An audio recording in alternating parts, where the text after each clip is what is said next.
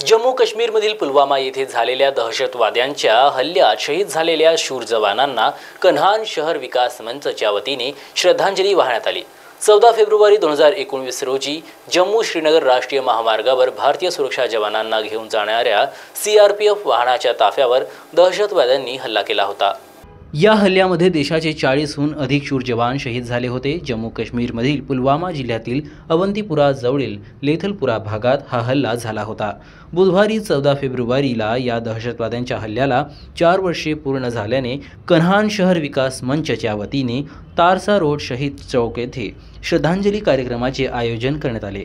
कार्यक्रमात प्रामुख्याने उपस्थित मंच मार्गदर्शक भरत सावळे, शिक्षक शैलेश सोलंकी यांच्या हस्ते शहीद प्रकाश देशमुख यांच्या प्रतिमेला आणि स्मारकावर पुष्पहार अर्पण करून कार्यक्रमाची सुरुवात केली गेली।